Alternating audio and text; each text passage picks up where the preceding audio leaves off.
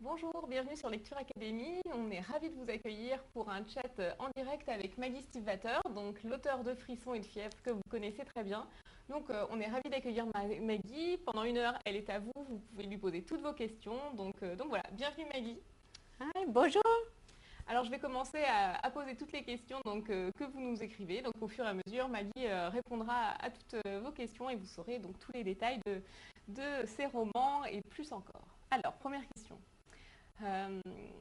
It was after reading a novel which made you cry that you thought of writing a story that would move your readers the same way you'd be moved, a challenge you have met, and more. So, which novel was it? It was Shiver that I wanted. Oh, that made me cry. Yeah. It was The Time Traveler's Wife by Audrey Niffenegger. And I never cry at books or movies, ever. But this one? But this one, I cried like a baby. Yes. Okay. So, next question. Are you ready for next question? I am. Yeah. I've read The Wolves of Mercy Falls, but also Lament, which I've loved. I'm really looking forward to reading the next installment of this history. Just because I'm curious, which is easier, writing about wolves or about fairies? What do you think?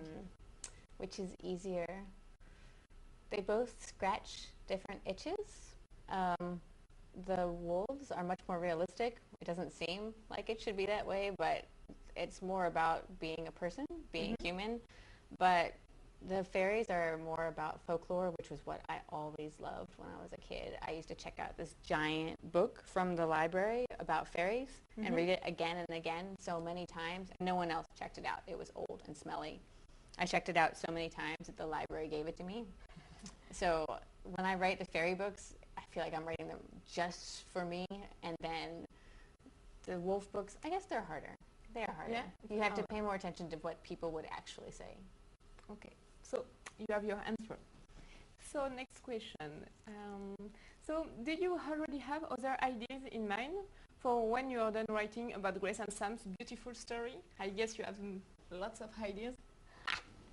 I always have loads of ideas, many more ideas than I have time.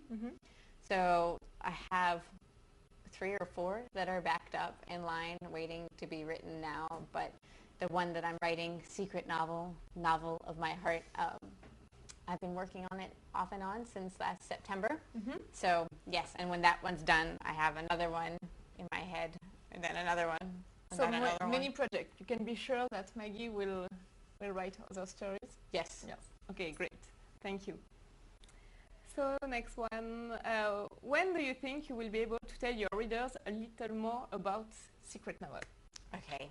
I think that they said that they were going to be doing review copies of Secret Novel at BEA, and that's our big book expo in May. So it has to be before May. Okay. That I can say something. Anything, please. So, few months.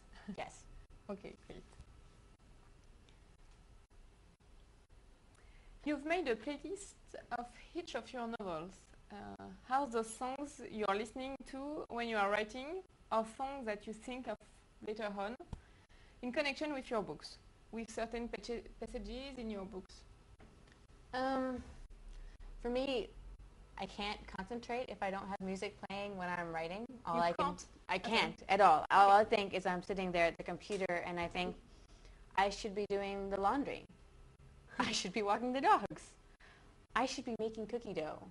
I should be eating cookies. But if I have music on, then it makes me think about the novel, especially if I make my playlist match the mood of my novel. So it's really important to me to make these really long, complicated playlists that can go around and sound like the mood of the novel, and then within that, the mood of the scene.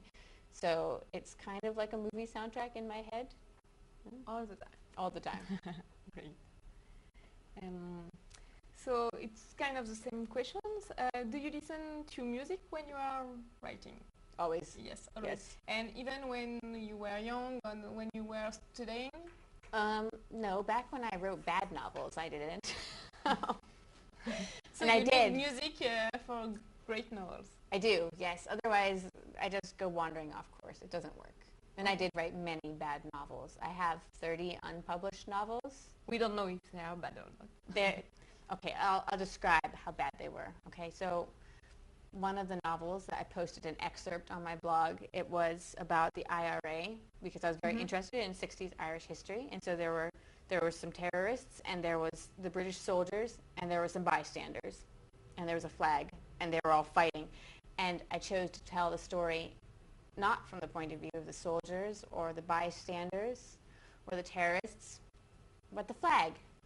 The flag, already? The flag, Why? yes. So the flag told the story, and then at the end of it, it said, and the flag flew above it, uncaring because it was, after all, only a flag. Okay. So That's I promise French you, story. when I say they were bad, they were bad. They were not just a little bad. They were howlingly bad. We will never know. Okay, great. So next question is about inspiration. So, from what did you draw your inspiration when you wrote the Wolves of Merciful? How did this idea come to you? And last, it's not a question. Our reader says, this trilogy is absolutely wonderful. Congratulations. Thank you for Maggie. So what about the inspiration? Aside from making people cry and Yes. the wolves, the big thing that I wanted to talk about with the novels was loss, and because that would make people cry.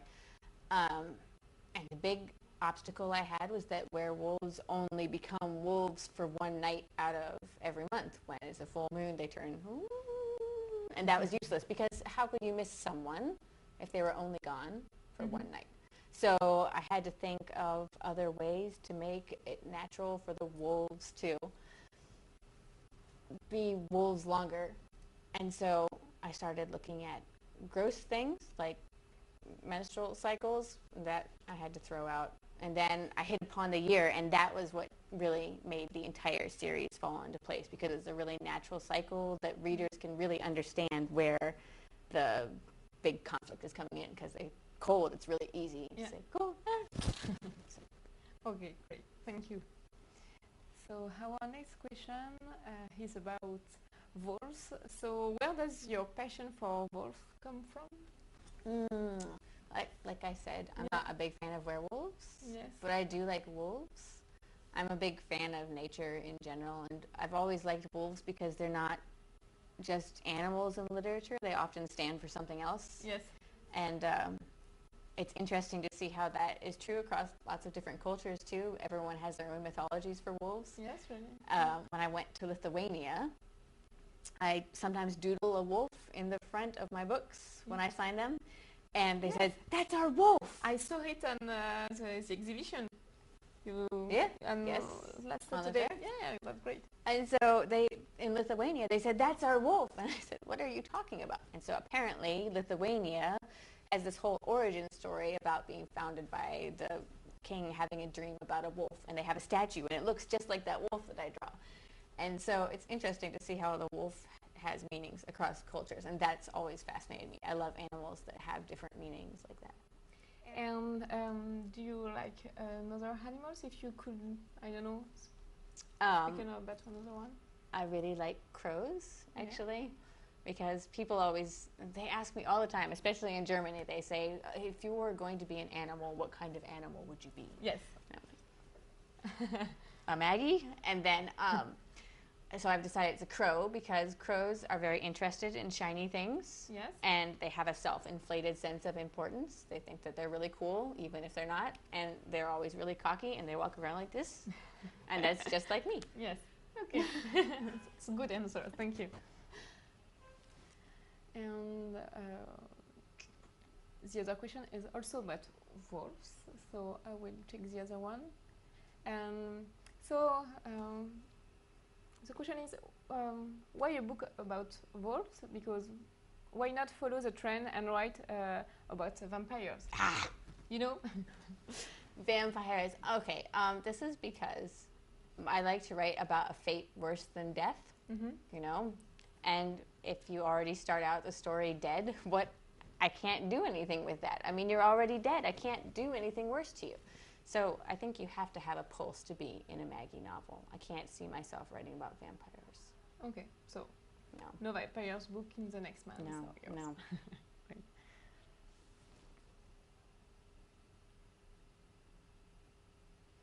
So, how long does it take for you to complete a novel? Well, Maybe it depends. I don't know. well, normally it doesn't. Normally it takes me 4 months to write a rough draft. That's with no editing. 4 months is very comfortable for me. But when I was writing the third book, Forever, I started writing it in September, and for the first time I was really aware of hundreds of thousands of readers watching me write it. So And I was thinking, they're going to my hate God. it, and they're going to hunt me down with pitchforks. And so I wrote it trying to make them all happy, all of these readers, all I could think, readers watching me. And I got to within 2 weeks of my deadline, and I read it again, and I hated it. Really? And I threw it all out. I emailed my editor and said, I know that my novel is due in 2 weeks, but it's gone. I threw it out. And So I started how did you from manage? scratch. And so he gave me a couple more months to work on it. He said, we don't have time. I said, I'll write you a better one. And so then I just ignored that all of these readers were watching, and I just wrote it for me. Like I wrote Shiver just for me. Yes. And I like this one much better. Okay, so hopefully. So you it took did me a manage. year to write Forever, but normally it's 4 months. And for secret novel, it's Secret novel I had the idea back last September, but I've only been working on it for about 3 months, and I should have it done by the end of the year. great. So.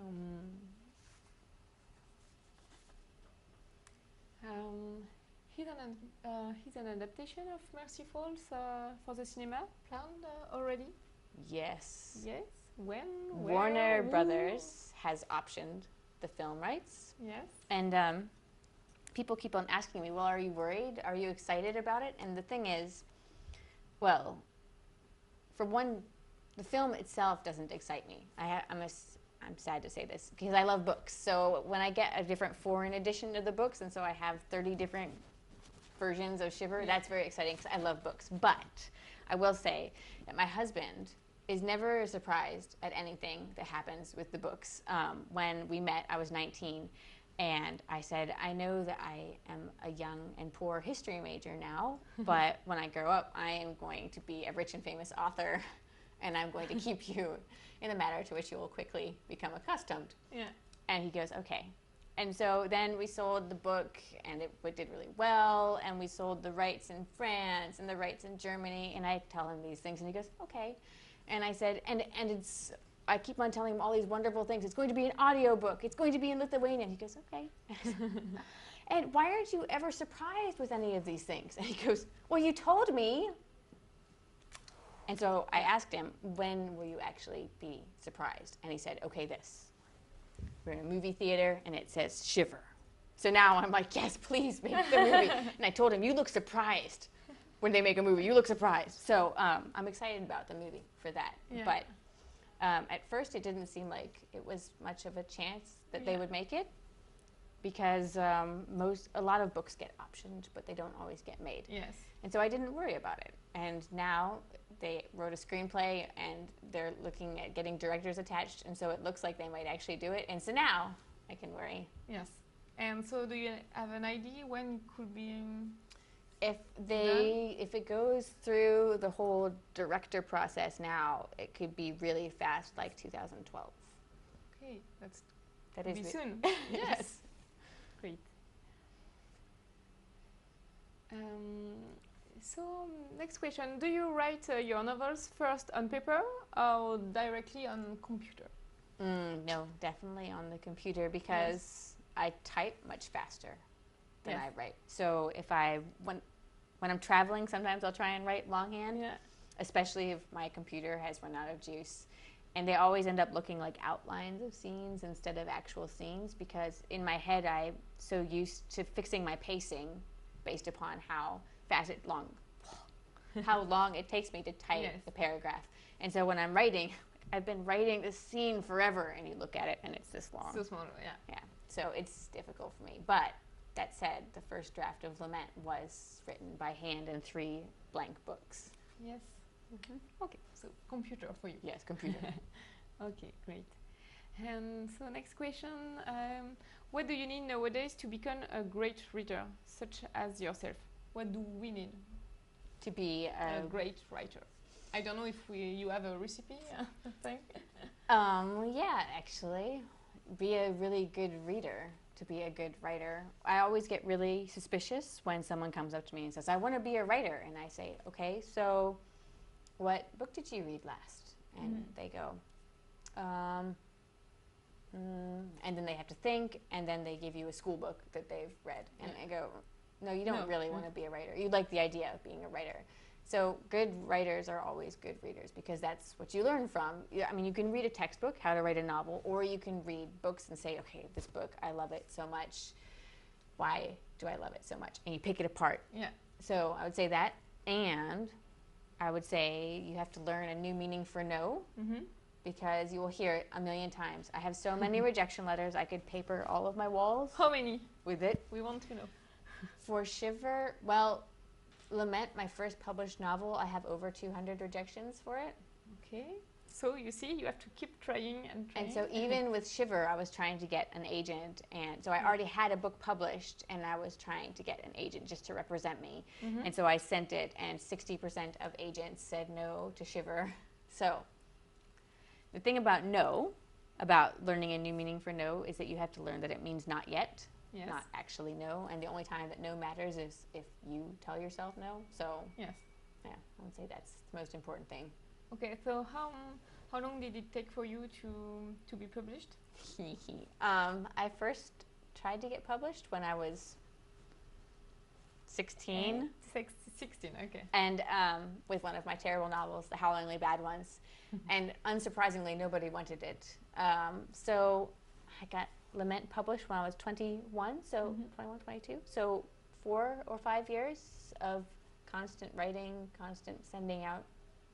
Okay, so if you want to be a writer, you have to try and try again. Yes, okay, and this is really important too. I never got a rejection that was unfair. Yeah. When, I mean, people did say no for Shiver, but at the same time, half of them were saying, oh yeah. So if you're just getting all no's, it means you just need to go back and write another novel. It's not personal. Do you think that you have to go back and write another novel, or just correct things and adapt? Back when I was they send you form letters that say, Dear author, please, God, don't ever send us your writing ever again. Love, the editors. If you're getting letters like that, just form letters, then it means write a new novel. Yeah. If you're getting them back and it says, this is pretty good, but your character development could use a little bit of help. Go back and you fix your novel instead. Yeah. And if you still get no's from that, then write another one. They take you 4 months to write, just do another one. Yeah. Okay, thank you, Maggie. So, our next question. So, do you love nature? Because you speak a lot about animals and everything. What is your link with the nature? I always grew up in the middle of nowhere. My parents always loved to live in the country, and so we would live in these old, decrepit, haunted houses with tangled woods all around us. And then I have 2 brothers and 2 sisters, and we would go walking out in the woods and try and poke things to see if they're poisonous. And I don't know, I just remember that very fondly now. And even now, I'll go walking in the woods, and my husband is very good about wanting to, for instance, walk the cliffs of Normandy while it's pouring rain outside. So, yeah, I don't know. I feel more me when I'm out in nature. So, do you mean that you live in the countryside? I do kind of live halfway in the countryside now because we live on 2 acres, which is not really countryside, but my parents live 20 minutes away on 150 acres, so that's much more room to run around. Okay, great. Thank you. Our readers have heard that you also like painting. So yes. Do you like more painting or writing or both? Actually, before I was an author, I was a full-time portrait artist. Yes. And I thought that was pretty neat to get up every single morning and to just work on art. And I would go out. I would be like Grace's mom, where I'd always have paint on my arms. And I don't know. you have to really paint to the market if you want to make a living at it starting out. And so after a while, I found out very quickly that the only thing that sold was cats. Yes.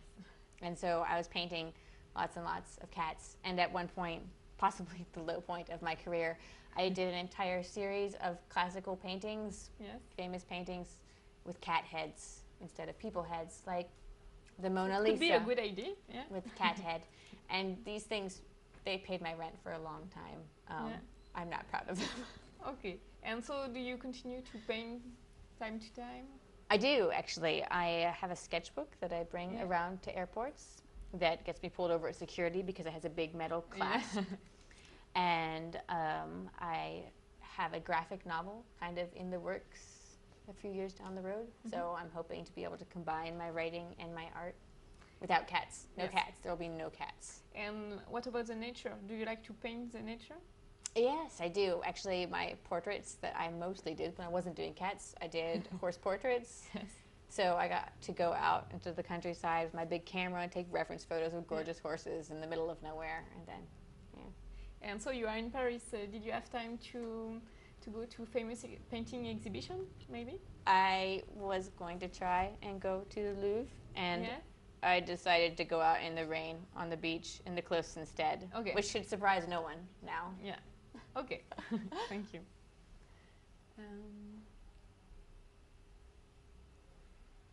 So, what is your favorite book? I don't know if you can answer to this question. It's kind of hard. My favorite book, novel or nonfiction? Both? Well, so the nonfiction has to be the giant fairy book. It was this wonderful thing called the Encyclopedia of Fairies, and it was all the different kinds of fairies from A to Z. Yeah. And they were lovely, bloodthirsty fairies, too, and so I thought that was amazing as a small child. I was that kind of girl. I used to wear black. I still wear black all the time. I used to wear black turtlenecks all the time, and when people asked me why, I would say things like, "I'm mourning the death of modern society." Okay. I was a riot. So I would say for nonfiction, that's still my favorite. For novel. We have time. Just think about it. Oh, you can choose 2 or 3. If you I doubt. really do like The Time Traveler's Wife, the one that made me cry, because it really skillfully combines paranormal and just the normal, the average, every ordinary day. And I will say that I really love Peace Like a River by Leif Enger. I don't know if it's available in French, but it's one of those books, and there aren't very many for me, that when I read it, it makes me sad because I wish I was that good. And so I read it, and I'll look at one line and go, I wish I could write like that. And then after I finished reading it, I turned to the back cover, and it said it was his first novel. Okay, so you cried again? And I went into the closet and I cried. And then I found out that he wrote Star Trek novels under a pen name before that, and I was happy again. So it wasn't really his first novel. That's great. So I have another question about your favorite author. So is it this one? No. Normally I don't have favorite authors. I have favorite books. But I would have to say my favorite author is Diana Wynne Jones. She did Howl's Moving Castle, which was made into a movie, and she did tons and tons of books. And when I was a kid, I read her book Dog's Body, about a star that came down and was sentenced to spend 7 years on Earth as a dog. And I read it from cover to cover, and then I closed it, turned it over, and I read it again from cover to cover, and then I closed it, and I turned it over and read it 6 times until my mom took it from me and took it back to the library. But she has dozens and dozens of books out, and I've read dozens and dozens of them, so I think she counts as my favorite author. Okay, thank you. So thank you everybody for your questions. So we continue. So now another new question.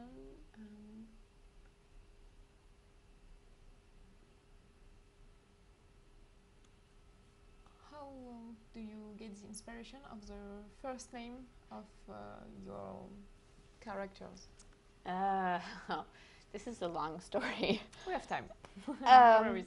For me, I think that first names are really important. I think that you either become your name or you run away from it. Mm-hmm.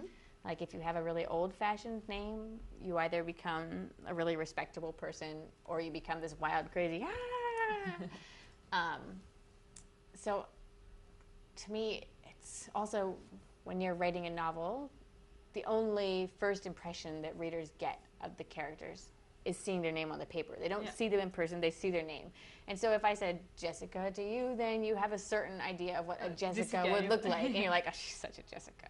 You know, that kind of thing. And so you only have that one moment to do that. So for me, names are super important. As a matter of fact, my name wasn't originally Maggie.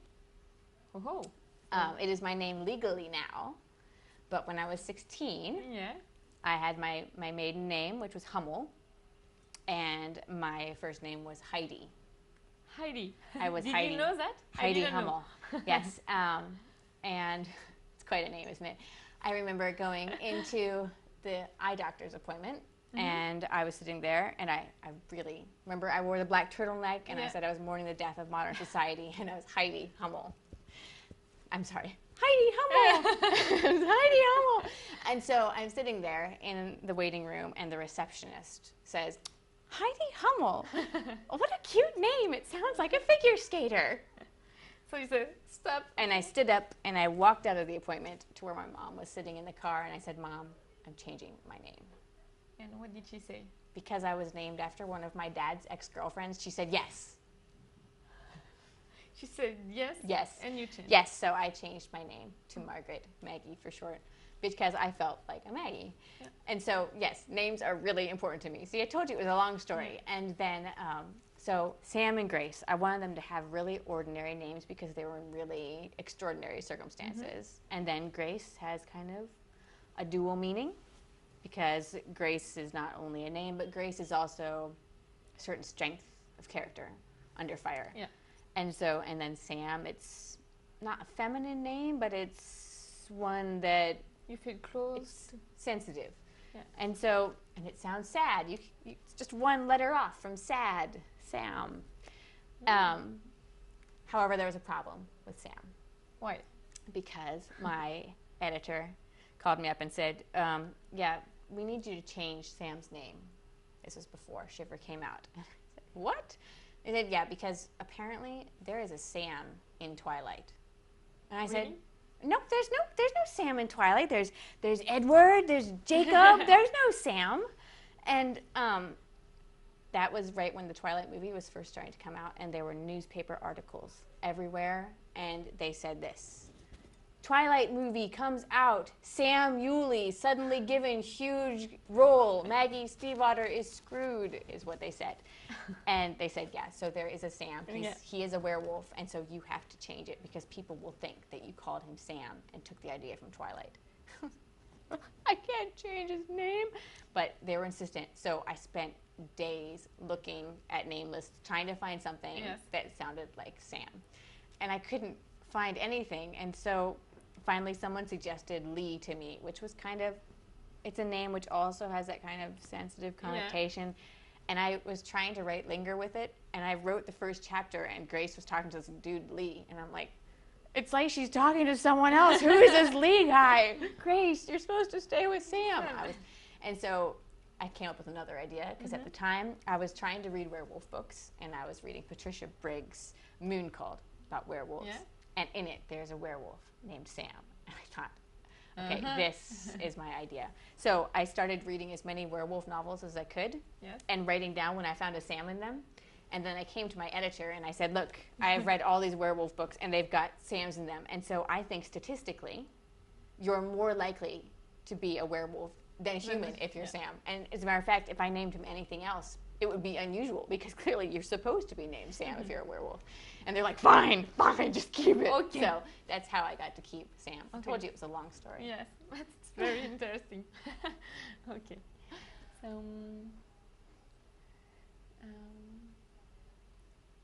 So why Grace is becoming a wolf and not Isabel? Not Isabel, because Grace was bitten way back in the beginning, in the first line of Shiver.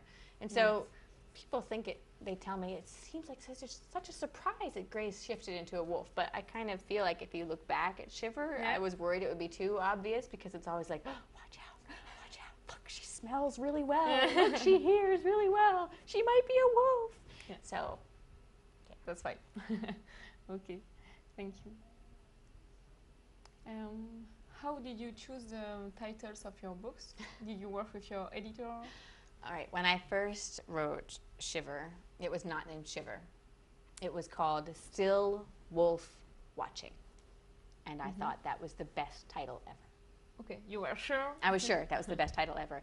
And Scholastic bought my book, and they said, we love your book, but we like your title, but we have one question. Is it Still Wolf Watching, or is it Still Wolf Watching?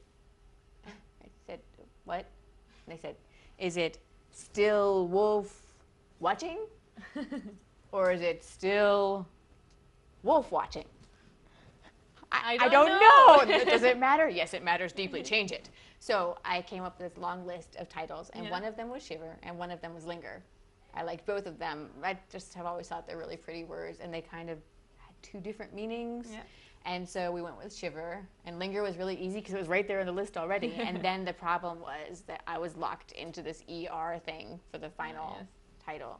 And so I spent all of this time on internet word search engines trying to find other words in the English language that actually were appropriate to call a young adult book that end with ER, because you can't go around calling it, Shiver, Linger, Sucker. People don't like this. So I had it down to Whisper and Forever. Yeah. And Whisper was pretty, but it doesn't really tell you anything about what the book's about, and Forever does. Yeah. Though my cover designer was pretty annoyed because there's red blood spatter over the top of the eye for Shiver and Linger, and then he sees Forever and he goes, no, there's no eye. So. Thank you, Maggie.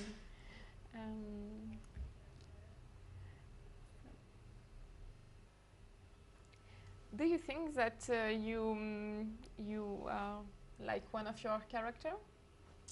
I'm kind of like all of them, even the evil ones. Just that part of they have to start out with an emotion that you felt. Otherwise, I think it doesn't feel true. Yeah. But at the same time, I've never been a homicidal maniac. Yeah. So a lot of times I'll have to take the emotion and really explode it out and make it exaggerated. But I would say the character that I am most like, people always guess wrong. They always say, oh, you're like Sam because you also write music. No, Sam's nice. I'm not nice. Then I say, you're like Grace because you're so good in difficult situations. I'm like, no, I'm not Grace. I'm afraid I'm probably Isabel. Okay, so Isabel. Is it your last answer? Are you sure? Yes, I'm going to go with Isabel. Okay, thank you. Except for last time I was asked that question, I answered it differently. I'm a different character every time.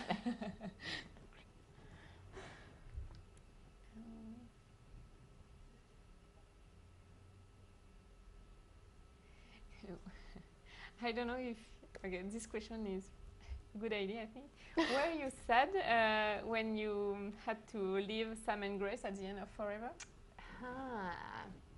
You had to say goodbye and continue your life?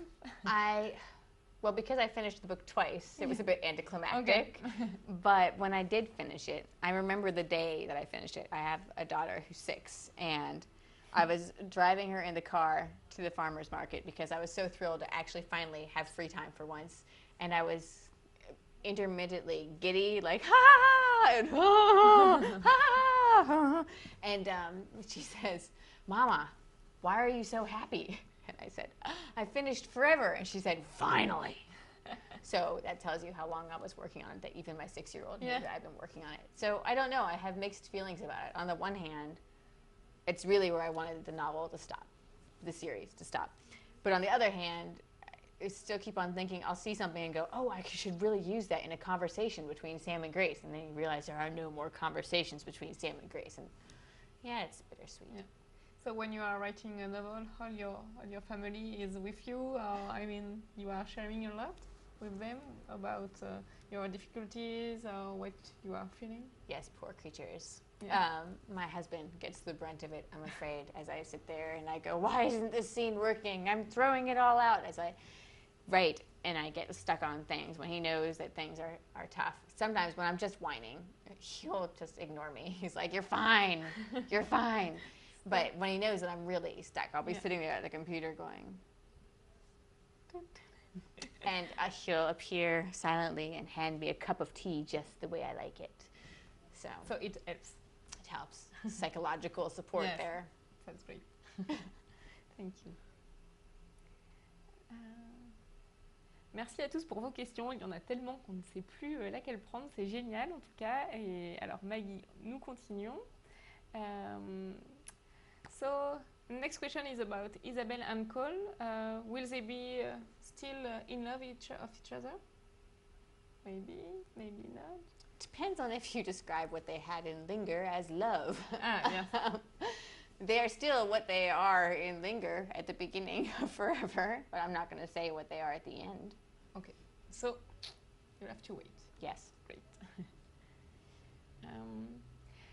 We already spoke about movies, but what about TV show or other projects? Do you have other plans? Well, right now it's all taken up with the movie, but on TV? TV is a possibility if the movie doesn't go through. There's been some interest. At the very beginning, we had a choice between two companies that were doing TV and movie, and we opted for movie because it seems more appropriate for a movie than a television series. So, I don't know. Okay. I think movie. Okay, thank you.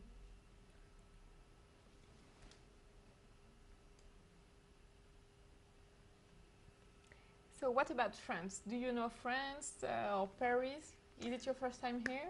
It is my first time here, and I feel a little bad because I took German and Latin in college, and the only French I have is from when I was in 7th grade, which is when I was 12.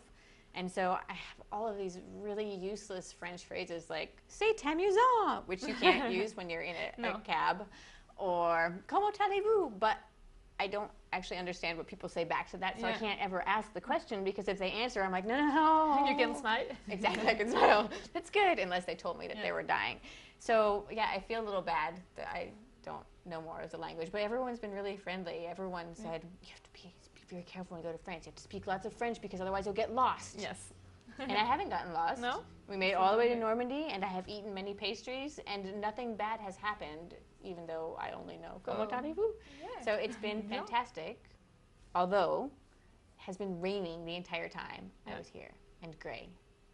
Yes. So maybe you will come back during summer and enjoy the south. I think so, when it's not so freezing cold. No snow. Snow is pretty. Yeah, snow is very... So you saw Paris with snow on Saturday? I did see Paris with snow, just for me. I understand that you guys don't normally have it, so it's not so much. It's my fault because I had my husband here.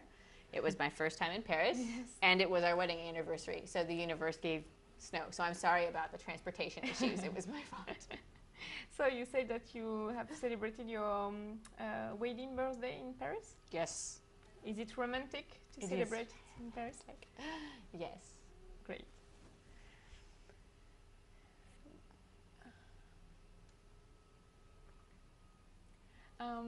Have you already think about, I don't know, stop and okay, I will not finish this book. It's not possible. I can continue right now. Well, I thought that Forever would kill me, but I never really thought that I wouldn't finish it. But when I first started writing, I really had a problem finishing them.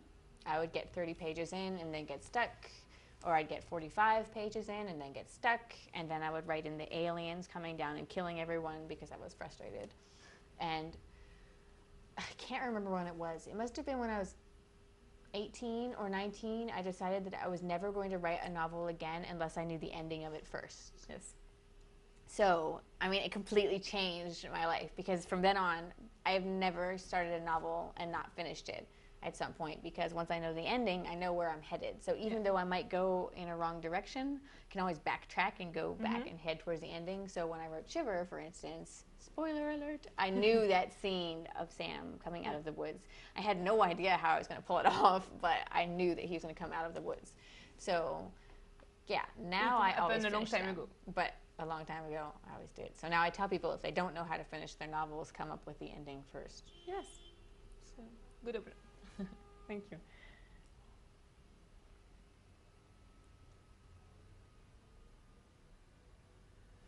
What do you think about your fan? Are you close to your fan? Do you speak often with them? Or are they different? Your French fans or your American fan? They ask different questions. Yeah. Give us an example. That question about how do I come up with the first names? Yeah. In Germany, they were obsessed with it. They wanted to know everything about names. All the details? No. All the details about names. And then, I mean, not just Sam and Grace, but all of the characters. And then they wanted their names to be in the book. Would you use my name? In England, what was the question that they always asked there?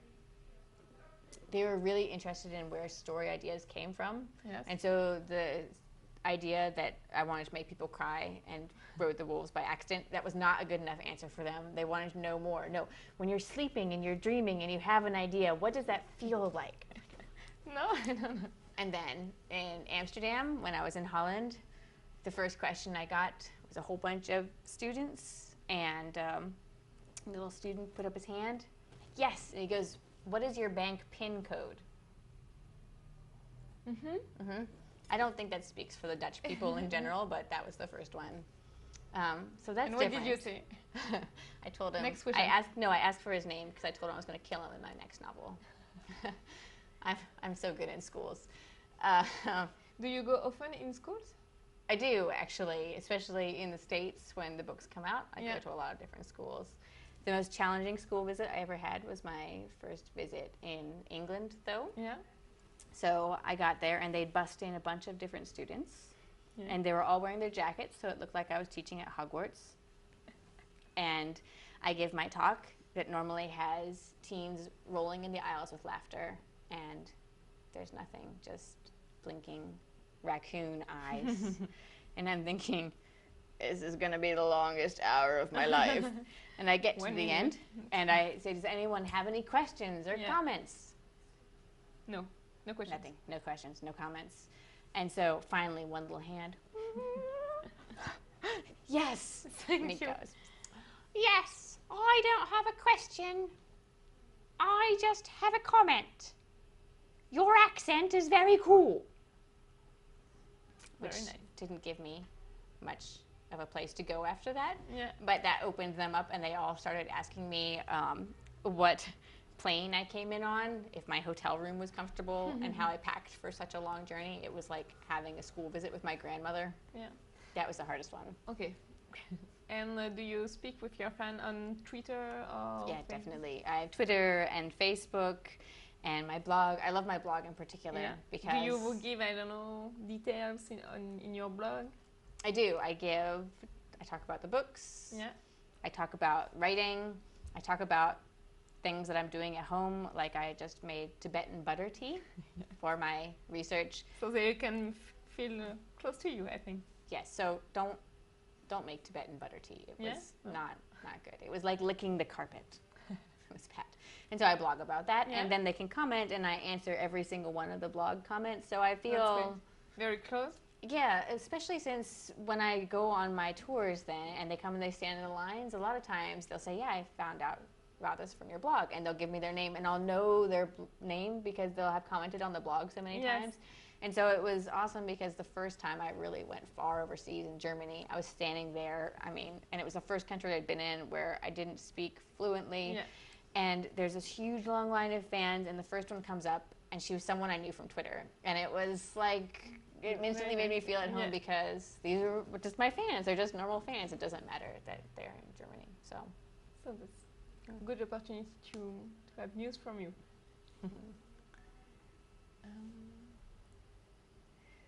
So our next questions will be about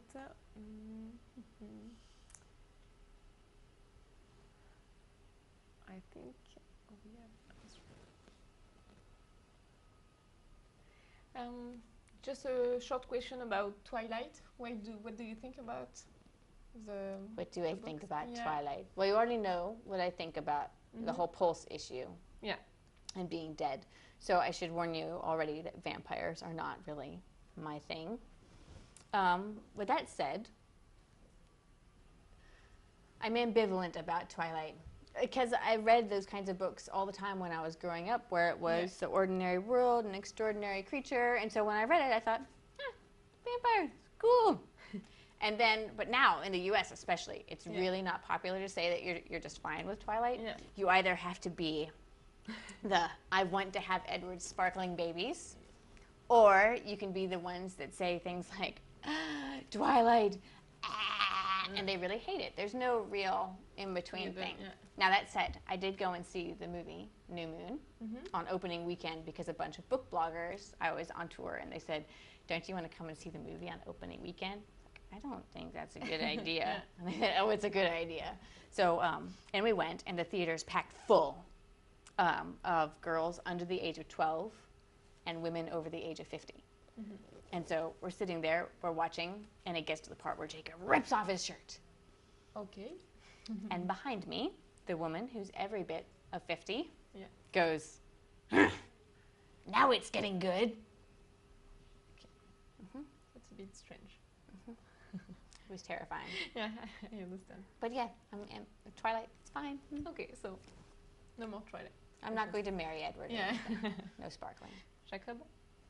No. Okay, thank you. You know that when he doesn't have the glistening pecs, he smells like wet dog, right? I mean, yeah, that's a good point. And so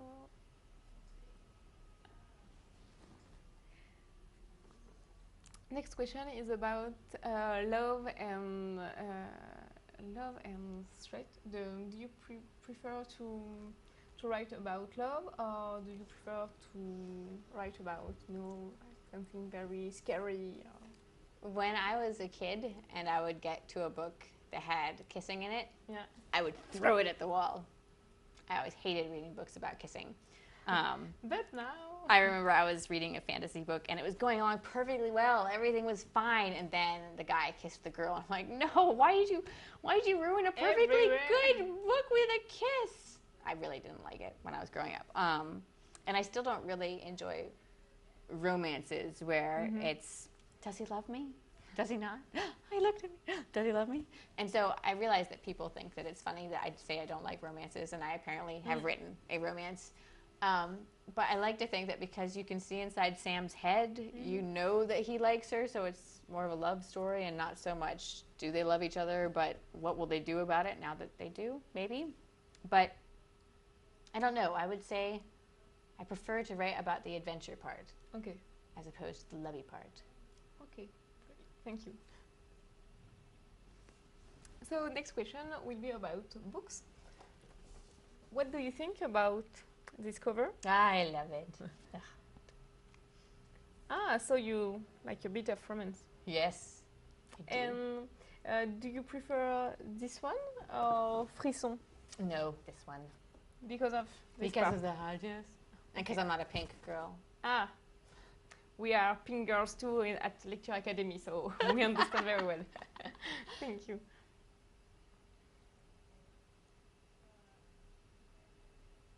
So next question is about your 30 books. So if you have published 30 books, no, not published, if you have written 30 books, what are you waiting for published? All of them. It's only because they are too bad? They're really bad. Yeah. I think we possibly can't I imagine. Okay, I should describe the first novel that I wrote. It was about two dogs test driving a car. And why not? They were Scottish Terriers. It was a red Porsche, and I still remember the first line of dialogue was, it like hugs the road. I mean, they were I don't think I could describe how bad they are. They were really bad. There was also one where the world was overrun with unicorns, and they were killing them all, and that was the end. There was a giant ogre No, it was a dragon. A dragon named Naggin the dragon. And there was some prince who'd forgotten his identity going around and saving them. I mean, they were not good. Okay. They were just not good. So no more questions about the 30 books. No, I will say that some of them have some good ideas in them that I go back and I steal from. Yeah. So there's bits that I've poached from books back then, like in Lament, my fairies in that, and Luke Dillon, the main character, is kind of stolen from a book that I wrote when I was 15. So I do still use them, but probably not the dogs in the car. Yeah. Thank you.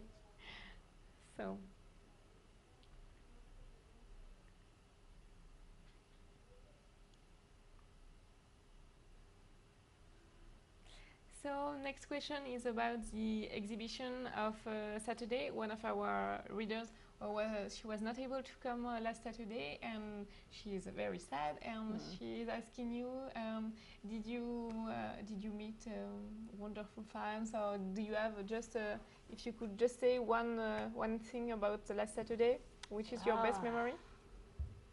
What is your best memory? The fans were amazing, and I did learn a little bit of French for it. Yes. See? Yes. Do you have some examples of French? Comment tu t'appelles? Je m'appelle Hélène. That's great. It was amazing, again, to see so many French fans and to see a line waiting. And also the most exciting thing was that was the first time I'd ever signed one of the French copies. Yes.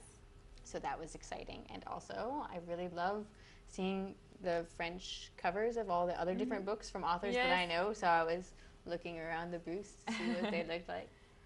Thank you.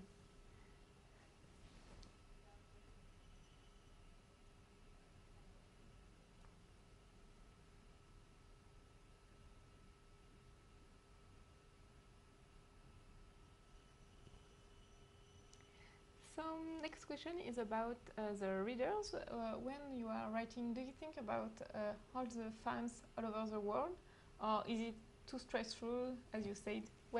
How do you manage to write? Do you think about the fans or the readers? I can't say yes or no, because neither is strictly true, because obviously with Forever, thinking about them made me grind completely to a halt. Yeah. I don't think you can write an event that they specifically ask for. That's when you start getting into trouble. When people say, oh, I really hope that Grace has vampire babies in Forever, for instance, you can't just go and give that to them because they ask for it. But I do think there's such a thing as giving them what they want or what they need, not what they want. That's the thing. Yeah. So what they want is a book that's satisfying in a certain way. And so I do think about that while I'm writing. While I was writing Forever, I was constantly thinking, okay, is this going to satisfy them in this way? Even though they're going to cry their eyes out over this chapter, are they going to agree with me that it had to be in there? Yeah. So I do think about it that way. And I also think about it a lot when I'm writing folklore-based stuff, because most people didn't grow up reading the giant encyclopedia of fairies, and so I'm always trying to think, okay, if I was my mom reading this, how much description would I have to give so she knows why it is this fairy is trying to kill this person? So, yes, I do think about my readers. Alors, il vous reste encore quelques minutes pour poser toutes vos questions. On vous attend encore. Maggie peut encore vous répondre. Alors, la prochaine question sera...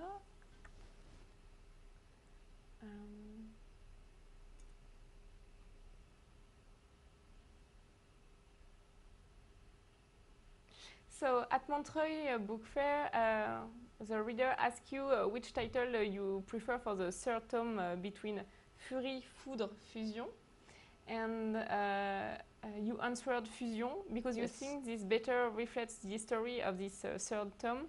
Can you tell us more about your answer? Can I tell you more? No. No. You can say no. No, I think I can't actually. I can't say anything. So it was the best title. It's the best title. You may think upon the deeper meanings of that title, and all of them are true for the novel. And that's it. That's all I can say. Thank you. So our next question is...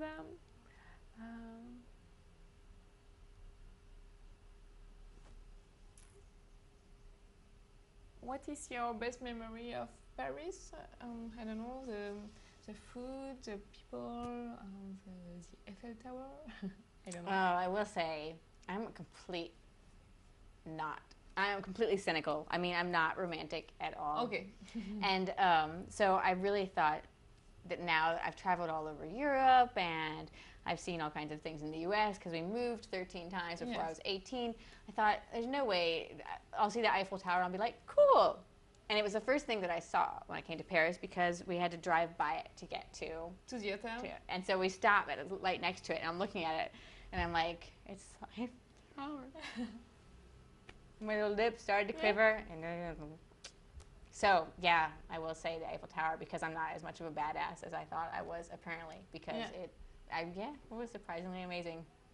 That sounds terrible, but maybe very sentimental. So you are a bit romantic. Yes. Thank you.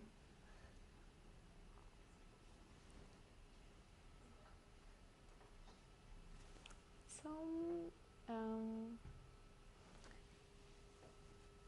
okay, so do you want something else, to say something else to our readers?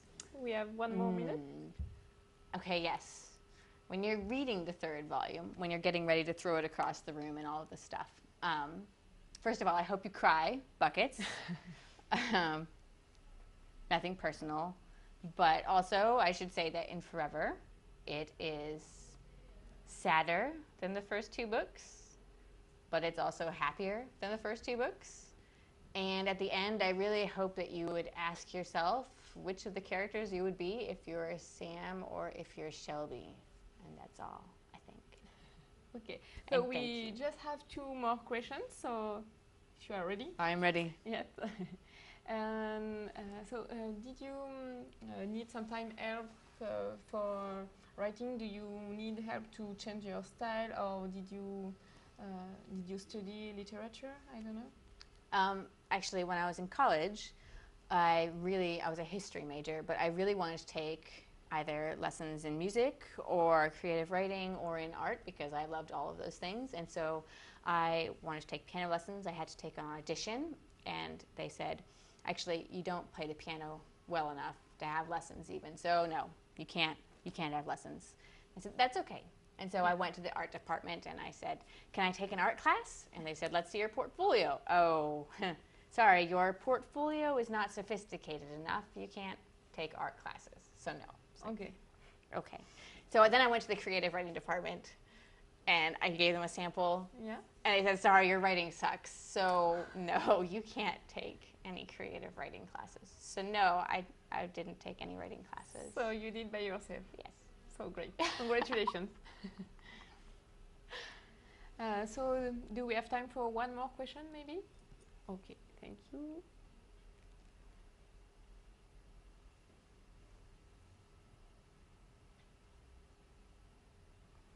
So last week, 2 weeks ago, we met Margaret Stoll. Yes. She was in Paris also. Do you have the opportunity to meet other famous authors? Yes, I actually met her this year too. Yeah. I met her in LA along with Cami, her Yeah. co-author. And one of the strangest experiences about being an author is that you'll meet people that you read when you were a kid. Yes. Like Jane Yolen has written hundreds of books, and I was on a panel with her, and we were the experts. I'm like, how am I considered an expert next to her? And you don't want to say, I was like, do I tell her that I read her books as a kid? Because then I'll be like, you're so old. I mean, and so, no, it's amazing to meet these people that you look up to, and then you realize that now you are one of them. It's a very strange feeling, but yeah, I meet a lot of authors. Okay, so that's a wonderful job. Yes, and thank you, France, so much for having me. I really want to come back for the third book. Merci à tous en tout cas pour vos questions.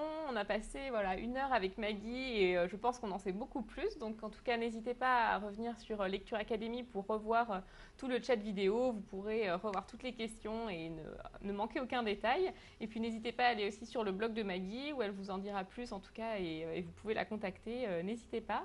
Thank you Maggie for your time. It was great to know all the details about your books and your life. So thank you so much. Oh, thank you. Et à bientôt sur Lecture Academy. À bientôt.